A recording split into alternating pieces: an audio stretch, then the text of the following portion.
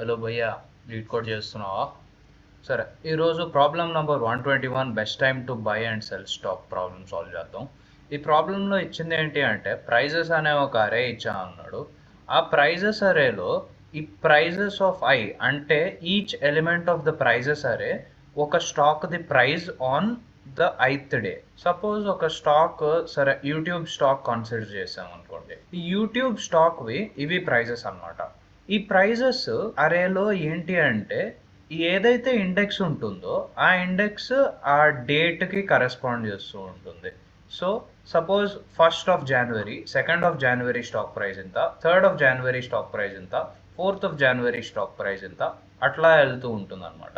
So ఈ డేకి corresponding price, stock price ఇది అన్నట్టు ఇచ్చాడు. సో ప్రైజెస్ ఆఫ్ ఐ అంటే ఈ ఐత్ డేకి ఉన్న ప్రైస్ వాల్యూ అనేది అనమాట. సో ఈ క్వశ్చన్లో ఏం చేయమన్నాడంటే maximize your profit by choosing a single day to buy and different day in the future to sell అని. సో సపోజ్ నేను ఇప్పుడు నాకు ప్రాఫిట్ కావాలనుకోండి. ప్రాఫిట్ కావాలంటే బై చేసేది అంటే కొనేది తక్కువ ప్రైస్లో కొంటాను, సెల్ చేసేది అంటే అమ్మేది ఎక్కువ ప్రైస్లో అమ్ముతాను. ఈ రెండిటికి ఉన్న డిఫరెన్సే నా ప్రాఫిట్. ఇప్పుడు నేను 10 రూపీస్కి కొని 100 రూపీస్కి అమ్మితే ఆ రెండు డిఫరెన్స్ 100 మైనస్ 10 90 రూపీస్ నా ప్రాఫిట్. సో దీన్ని బట్టి ఈ ఎగ్జాంపుల్లో నాకు మ్యాక్సిమం ప్రాఫిట్ కావాలి అంటే నేను ఫస్ట్ డే కొంటాను, అంటే నేను కొన్నది 1 రూపీకి. దాని తర్వాత 6th డే అమ్ముతాను, అంటే అమ్మేది నేను 6 రూపీస్కి. 6 మైనస్ 1 అంటే నాకు 5 రూపీస్ ప్రాఫిట్ వస్తుంది. ఇట్లా మనం ఈ ప్రాఫిట్ వాల్యూ ఏదైతే మ్యాక్సిమం ఉంటుందో అది తీసుకోవాలి. ఎట్లా అంటే నేను 5th డే అమ్మేసాను అనుకోండి, 5 రూపీస్కే అమ్ముంటా, అప్పుడు నాకు 4 రూపీస్ మాత్రమే ప్రాఫిట్ వస్తుంది. కానీ నాకు వచ్చే ప్రాఫిట్ 5 రూపీస్ రావచ్చు. 5 రూపీస్ ప్రాఫిట్ వచ్చే చోట నేను 4 రూపీస్ తీసుకుంటే దానికి లాభం లేదు. సో మ్యాక్సిమం ప్రాఫిట్ ఏదైతే ఉంటుందో అంత వచ్చేట్టు చూసుకోవాలి. ఇప్పుడు ఈ ఎగ్జాంపుల్ కన్సిడర్ చేద్దాం. ఇక్కడ ఇట్లా ఒక అరే ఇచ్చాడు. సో దీనిలో డే 1 ప్రైస్ ఎంత ఉంది, లాస్ట్ డే ప్రైస్ ఎంత ఉంది అనమాట. సో నీకు ప్రాఫిట్ మ్యాక్సిమైజ్ చేయాలి అంటే నువ్వు తక్కువలో కొనాలి. ఈ అరేలో తక్కువ ఎక్కడ ఉంది, ఇక్కడ ఉంది. దాని తర్వాత ఎక్కువలో అమ్మాలి. ఇంకొకటి గమనించండి, అమ్మేది ఈ కొన్న డే తర్వాత డేసే అమ్మచ్చు అనమాట. ఈ కొన్న డే కంటే ముందు డే అమ్మలేము. సపోజ్ ఇక్కడ 7 ఉంది, ఎక్కువ ప్రాఫిట్ వస్తుంది అని నేను ముందు డే అమ్ముతానా అంటే అప్పటికి నువ్వు ఇంకా స్టాకే కొనలేదు. కొనని స్టాక్ని ఎట్లా అమ్ముతావు? సో కొన్నాకే నువ్వు అమ్మగలవు అనమాట. సో కొన్నాకే అమ్మగలవు కాబట్టి 1 రోజు కొన్నాక ఇంకా 7 అయినా నువ్వు అమ్మచ్చు అనమాట. ఇంకా మ్యాక్సిమం వచ్చేది 6 నీకు స్టాక్ ప్రైస్. సో 6 మైనస్ 1 5 నీ ప్రాఫిట్. సో అట్లా సాల్వ్ చేయాలన్నమాట. ఈ సొల్యూషన్కి నీట్ కోడ్ అనే ఒక యూట్యూబ్ ఛానల్ వాడు భలే ఎగ్జాంపుల్ ఇచ్చాడు అసలు ఆన్సర్ సాల్వ్ చేయడానికి. వాడి వీడియో లింక్ డిస్క్రిప్షన్లో ఇస్తాను. సేమ్ అదే ఎక్స్ప్లెనేషన్ నేను కూడా ఇస్తాను అనమాట. వాడు ఇంగ్లీష్లో ఇచ్చాడు, నేను తెలుగులో ఇస్తాను. సో ఐడియా ఏంటి అంటే నీకు స్టాక్ ప్రైజెస్ ఇచ్చాడు కదా, ఆ స్టాక్ ప్రైజెస్ని స్టాక్స్ని ఎట్లా అయితే చూపిస్తారో గ్రాఫుల్లాగా మనం కూడా అట్లానే డ్రా చేసుకుందాం. ఒక గ్రాఫ్ డ్రా చేద్దాం. ఇక్కడ ఒక ఎగ్జాంపుల్, పైన ఉన్న ఎగ్జాంపుల్, ఈ ఎగ్జాంపులే తీసుకుందాం. 7 6 4 3 1 అంటే 5 డేస్ది స్టాక్ ప్రైస్ ఇచ్చాడు అనమాట. అది గ్రాఫ్లో వేసుకుందాం, ప్రైజ్ వర్సెస్ డే గ్రాఫ్. ఇప్పుడు ఫస్ట్ డే 7 ఉంది, తర్వాత 6 ఉంది, తర్వాత 4 ఉంది, తర్వాత 3 ఉంది, తర్వాత 1 ఉంది. సో ఈ గ్రాఫ్లో లాస్ అయితే రెడ్లో గీద్దాం, ప్రాఫిట్ అయితే గ్రీన్లో గీద్దాం. సో ఫస్ట్ డే 7 ఉన్నది సెకండ్ డేకి 6కి పడిపోయింది, అంటే లాస్ అయ్యింది. 6 ఉన్నది 4కి పడిపోయింది, అంటే మళ్ళీ లాస్ అయింది. 4 ఉన్నది 3కి పడిపోయింది, మళ్ళీ లాస్ అయింది. 3 ఉన్నది 1కి పడిపోయింది, మళ్ళీ లాస్ అయింది. సో దీని బదులు ఈ 1 బదులు సపోజ్ ఈ వాల్యూ 8 ఉందనుకోండి, అప్పుడు ఎట్లా కనిపిస్తుంది ఇది గ్రాఫ్? మళ్ళీ ఇప్పుడు 7 6 4 3 సడన్గా 8 వెళ్ళింది అనమాట. So 7 to 6 loss, 6 to 4 loss, 4 to 3 loss, కానీ 3 నుంచి 8కి సడన్గా మనకు ప్రాఫిట్ వచ్చింది అనమాట. సో ఈ ప్రాఫిట్ ఏదైతే ఉందో ఆ ప్రాఫిట్ మనకు కావాలి అంటే మనం కొనాల్సింది ఈ పాయింట్ దగ్గర, అమ్మాల్సింది ఈ పాయింట్ దగ్గర. సో మనం కొనాల్సింది 3 దగ్గర, అమ్మాల్సింది 8 దగ్గర. మనకి ఇన్పుట్గా ప్రైజెస్ అనే ఒక అరే ఇచ్చారు.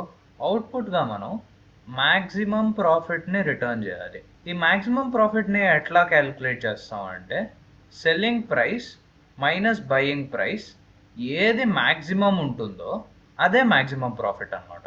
ఇక్కడ ఒక ఎగ్జాంపుల్ ప్రైజెస్ అరే తీసుకుంటాను నేను. ఈ వైట్లో రాసినవేమో స్టాక్ ప్రైస్, ఈ రెడ్లో ఉన్నవేమో ఆ డే నంబర్ అనమాట. సో ఇక్కడ మనం తక్కువలో కొనాలి అంటే బయింగ్ ప్రైస్ తక్కువ ఉండాలి, ఇంకా ఎక్కువలో అమ్మాలి అంటే సెల్లింగ్ ప్రైస్ ఎక్కువ ఉండాలి. సో ఈ బయింగ్ ప్రైస్ సెల్లింగ్ ప్రైస్ కంటే తక్కువ ఉంది అని చెప్పాలి అంటే రెండు పాయింటర్స్ ఉండాలి కదా. బయింగ్ ప్రైస్ దగ్గర ఒక పాయింటర్ ఉండాలి, సెల్లింగ్ ప్రైస్ దగ్గర ఒక పాయింటర్ ఉండాలి. సో దీనికోసం అని 2 పాయింటర్స్ని వాడదాం మనం. ఆ 2 పాయింటర్స్కి నేను పేర్లు ఐ అండ్ జే అని ఇస్తాను అనమాట. ఇప్పుడు ఫస్ట్ ఐని నేను ఫస్ట్ పాయింట్ దగ్గర పెడతాను, జేని సెకండ్ డే ఇండెక్స్ మీద పెడతాను. ఇప్పుడు నేనేం చేస్తానంటే నమ్స్ ఆఫ్ ఐని నమ్స్ ఆఫ్ జేని కంపేర్ చేస్తాను. ఇక్కడ మనకు కావాల్సింది ఏంటి, నమ్స్ ఆఫ్ ఐ. ఒకవేళ నమ్స్ ఆఫ్ ఐ అనేది బయింగ్ ప్రైస్ అనమాట, nums of J selling price. Buying price selling price కంటే తక్కువ ఉంటే అంటే సెల్లింగ్ ప్రైస్ ఎక్కువ ఉంది, బయింగ్ ప్రైస్ తక్కువ ఉంది అంటే ప్రాఫిట్ మనకు వస్తుంది. ఒకవేళ తక్కువ ఉంటే అప్పుడు ఎంత ప్రాఫిట్ వస్తుంది అనేది మనం క్యాలిక్యులేట్ చేస్తాం. ఎట్లా క్యాలిక్యులేట్ చేస్తాం, ఈ selling price minus buying price వేసి క్యాలిక్యులేట్ చేస్తాం. కానీ ఈ కేసులో గమనిస్తే కనుక బయింగ్ ప్రైస్ ఐ ఏదైతే ఉందో అది తక్కువ ఉంది సెల్లింగ్ ప్రైస్ జే కంటే. కానీ దీని తర్వాత ఒకవేళ జే నెక్స్ట్ పొజిషన్కి వెళ్తే సెల్లింగ్ ప్రైస్ ఇంకా ఎక్కువ ఉంది, సో ఇంకా ప్రాఫిట్ వస్తుంది. మళ్ళీ ఇక్కడ నుంచి ఇంకా ఎక్కువ వెళ్తే సెల్లింగ్ ప్రైస్ ఇంకా ఎక్కువ వస్తుంది. సో అట్లా లాస్ట్ పాయింట్లో సెల్లింగ్ ప్రైస్ హైయెస్ట్ ఉంది. సో దీన్ని బట్టి ఏం చేయాలి అంటే నీకు యాజ్ లాంగ్ యాజ్ ఈ ప్రాఫిట్ వచ్చాక, సో దీన్ని బట్టి ఏం చేయాలి అంటే ఈ ప్రాఫిట్ని మనం కంప్యూట్ చేశాక జే నెక్స్ట్ ప్లేస్కి వెళ్ళాలి. జే నెక్స్ట్ ప్లేస్కి వెళ్ళడం అంటే జే ఇక్కడ ఉన్నది ఇప్పుడు ఇక్కడికి వస్తుంది. ఇక్కడికి వచ్చాక జేని ఐని మళ్ళీ కంపేర్ చేస్తాం. మళ్ళీ ఇప్పుడు ప్రాఫిట్, ఒకవేళ ప్రాఫిట్ ఈసారి ఎక్కువ ఉందనుకోండి, ఈసారి ఈ selling price minus buying price ఇంకా ఎక్కువ ఉంటే అప్పుడు ఈ ప్రాఫిట్ని నువ్వు స్టోర్ చేసుకోవాలి. సో దానికోసం ప్రాఫిట్ని డైరెక్ట్గా ఇట్లా రాసుకోకుండా మనం ఏం చేస్తామంటే మ్యాక్సిమం వేసుకుంటాం. Maximum of profit comma selling price minus buying price. So దీనివల్ల ఏమవుతుంది అంటే ఫస్ట్ స్టెప్లో జే ఇక్కడ ఉన్నప్పుడు ఎంత ప్రాఫిట్ వచ్చిందో దాన్ని మనం రికార్డ్ చేసుకుంటాం ప్రాఫిట్ వేరియబుల్లో. సో దాని తర్వాత జే ఇంక్రిమెంట్ అయ్యి ఇక్కడికి వచ్చాక ఈ ప్లేస్కి వచ్చాక మళ్ళీ ఈసారి మ్యాక్స్ ఆఫ్ ఆ ప్రీవియస్ ప్రాఫిట్ ఎంత, 1.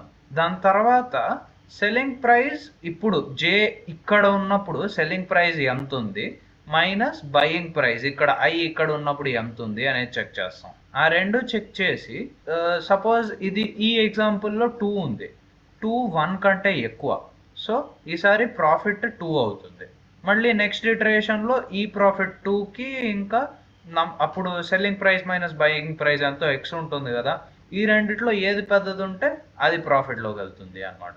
కానీ ఒకవేళ ఇక్కడ ఇట్లా ఎప్పుడు ఇంక్రీజింగ్గా ఉండకుండా ఒకవేళ లాస్ కూడా ఎక్కడన్నా వస్తే, సపోజ్ ఇక్కడ నేను మార్చి 0 వేస్తాను. సో 1 కంటే 0 ఇంకా తక్కువ. నువ్వు ఒకవేళ ఇక్కడ కొని ఇక్కడ అమ్మితే నీకు 6 ప్రాఫిట్ వస్తుంది. అదే 1 దగ్గర కొని 6 దగ్గర అమ్మితే నీకు మ్యాక్సిమం ప్రాఫిట్ వచ్చేది 5. సో నువ్వు ఇక్కడ కొనడం బెస్ట్. కానీ దాన్ని ఎట్లా చెప్తావు నువ్వు, మళ్ళీ ఇప్పుడు ఐ ఇక్కడి నుంచే స్టార్ట్ అవుతుంది, జే ఇక్కడ ఉంటుంది, ప్రాఫిట్ని ఏదో కంప్యూట్ చేస్తావు. ఫస్ట్ టైము ప్రాఫిట్ 1 వస్తుంది, దాని తర్వాత జే ఇంక్రిమెంట్ అవుతుంది, ఈసారి ప్రాఫిట్ 2 వస్తుంది, మళ్ళీ జే ఇంక్రిమెంట్ అవుతుంది, ఈసారి ప్రాఫిట్ 3 వస్తుంది, ఈసారి మళ్ళీ జే ఇంక్రిమెంట్ అవుతుంది. కానీ ప్రాఫిట్ చూస్తే ప్రాఫిట్ -1 వచ్చింది. అంటే యాక్చువల్లీ ఇది లాస్ అన్నమాట. కానీ ఈ ప్రాఫిట్ ఏదైతే ఉందో దాని ఫార్ములా ఇందాక అనుకున్నట్టు మ్యాక్స్ ఆఫ్ ప్రీవియస్ ప్రాఫిట్ ఏదైతే వచ్చిందో కామా ఈ selling price minus buying price. So ఈసారి ప్రాఫిట్ నీకు వేరియబుల్లో స్టోర్ అయ్యేది -1 స్టోర్ అవ్వదు, ఎందుకంటే అది మ్యాక్సిమం ప్రాఫిట్ కాదు. ఈసారి స్టోర్ అయ్యేది 3 స్టోర్ అవుతుంది. సో మళ్ళీ మళ్ళీ ఇంక్రిమెంట్ అవుతుంది, ఇంక్రిమెంట్ అయ్యి 6కి వస్తుంది. 6కి వచ్చినప్పుడు ఈసారి ప్రాఫిట్ ఎంత వస్తుంది? 5 ప్రాఫిట్. దాని తర్వాత ఫైనల్ ప్రాఫిట్ కూడా 5 ఉంటుంది. కానీ మనం ఇందాక అనుకున్నట్టు 0 దగ్గర కొని 6 దగ్గర అమ్మితే అసలు మనకి 6 ప్రాఫిట్ వస్తుంది, అది ఇంకా బెటర్. సో దానికోసం అని ఏం చేస్తామంటే, ఒకవేళ మనకి ఇట్లాంటి లాస్ ఎప్పుడన్నా జరిగితే అప్పుడు ఐని ఈ ప్లేస్కి షిఫ్ట్ చేసుకుంటాం. ఇక్కడ తీసేసి ఐని ఈ ప్లేస్కి షిఫ్ట్ చేసుకున్నప్పుడు మనకి ఇక్కడ కొన్న ప్రైస్ కంటే ఇంకా తక్కువ ప్రైస్ ఏదో కొనడానికి దొరికింది. మనకి ఇంకా తక్కువ ప్రైస్ కొనడానికి దొరికినప్పుడు అక్కడే కొందాం, ఇక్కడ ఎందుకు కొంటాం, ఇక్కడ కొనద్దు. సో ఇక్కడ కొని నెక్స్ట్ చూద్దాం ఎక్కడ హైయెస్ట్ ప్రాఫిట్ దొరుకుతుంది అని. ఒకవేళ ఇది ఇంకా హై ప్రాఫిట్ అనుకోండి, అప్పుడు ప్రాఫిట్ వేరియబుల్ ఈ రెండిటి డిఫరెన్స్కి ఈక్వేట్ అవుతుంది అన్నమాట. ఒకవేళ ఈ రెండిటి డిఫరెన్స్ అంతే హై ప్రాఫిట్ కాదనుకోండి, ఎలాగో ప్రాఫిట్ వేరియబుల్లో ఇది ఆల్రెడీ ఉంది కాబట్టి ఇవి సపోజ్ ఇక్కడ ఏ 3 ఉందనుకోండి, ఇక్కడ దానికంటే సరే ఇక్కడ ఈ కేసులో ఈక్వల్ వచ్చింది. ఒకవేళ 2 ఉందనుకోండి, అప్పుడు దానికంటే ఎక్కువ ప్రాఫిట్ ఇక్కడ ఆల్రెడీ ఒకసారి వచ్చింది కాబట్టి ఫైనల్ రిజల్ట్ ఇదే వస్తుంది. సో దీన్ని బట్టి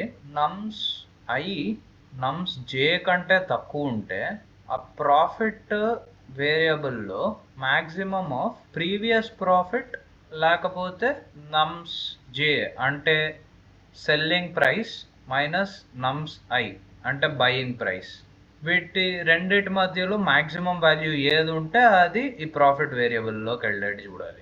దాని తర్వాత జే ఒకటి ఇంక్రిమెంట్ చేస్తాం.